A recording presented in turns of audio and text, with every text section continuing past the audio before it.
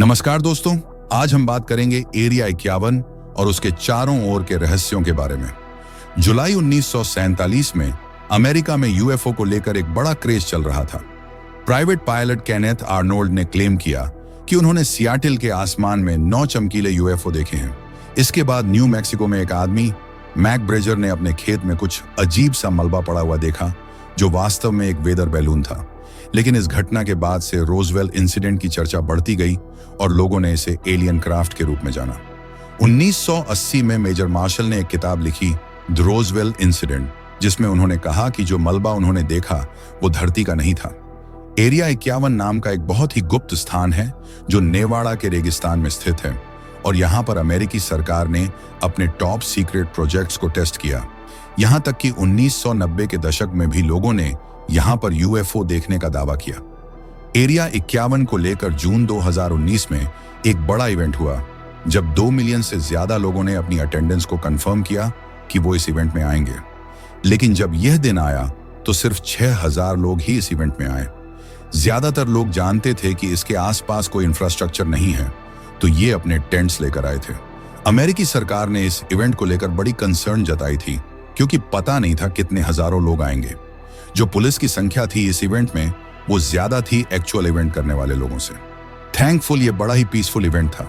लोगों ने बस मजे की अपने थोड़ी पार्टी करी। कोई एरिया 51 के अंदर एक्चुअली में घुसा नहीं, कोई प्रॉपर्टी को डैमेज नहीं हुआ। लेकिन उस एरिया के जो शेरिफ थे, उनका कहना था कि जो इतने सारे पुलिस ऑफिसर्स हमें लाने पड़े, उसकी कॉस्ट $3 लाख पड़ी। एरिया 51 आज भी एक गुप्त स्थान है जहां पर अमेरिकी सरकार अपने टॉप सीक्रेट प्रोजेक्ट्स को टेस्ट करती है। यहां तक कि आज के दिन भी यहां पर नेक्स्ट जनरेशन एयरक्राफ्ट की टेस्टिंग करी जाती है। आज के दिन एरिया 51 एक ग्लोबल सेंसेशन बन चुका है, न सिर्फ अमेरिकन के लिए बल्कि दुनिया भर के लोगों के लिए। यह नेवाड़ा के लिए बहुत अच्छा टूरिज्म का भी एक जरिया बन चुका है। साल 1996 में नेवाड़ा की स्टेट ने अपने हाईवे को रिनेम कर दिया था एज द एक्स्ट्रा टेरेस्ट्री हाईवे। उन्होंने सोचा, अगर लोग आना ही चाहते हैं इस कंस्पिरेशन थ्योरी में यकीन करके इस जगह पर, तो आए, हम इसका फायदा उठाते हैं टूरिज्म के लिए। बस एक चीज है, कभी आप इसके पास जाओ तो एरिया 51 के अंदर मत जाना, ट्रेस पास मत करना, क्योंकि अभी भी वो एक मिलिट्री की फैसिलिटी है और वहां जाओगे तो वो आपको अरेस्ट कर लेंगे। 1947 में जब रोजवेल इंसिडेंट हुआ था, तब लोगों ने यूएफओ देखने का दावा किया था। बाद में सरकार ने कहा कि यह एक वेदर बैलून था, लेकिन लोगों का विश्वास नहीं हुआ। बहुत से लोगों का मानना था कि यह एलियन क्राफ्ट था। ऐसे में एरिया 51 का नाम भी इस रहस्य से जुड़ गया। बाद में साल 1994 में सरकार ने एक और स्टेटमेंट दिया कि यह एक न्यूक्लियर सर्विस बैलून था, जो सोवियत यूनियन की न्यूक्लियर हथियारों की टेस्टिंग का पता लगाने के लिए बनाया गया था। लेकिन इस बार भी लोगों का ट्रस्ट कम हो चुका था। एरिया 51 के बारे में बहुत सारी कंस्पिरेशन थ्योरीज फैली हैं। बॉब लाजार जैसे लोगों ने क्लेम किया है कि वे एरिया 51 में काम करते थे और उन्हें एलियन टेक्नोलॉजी का पता है, लेकिन बाद में पता चला कि उनकी डिग्री फर्जी थी।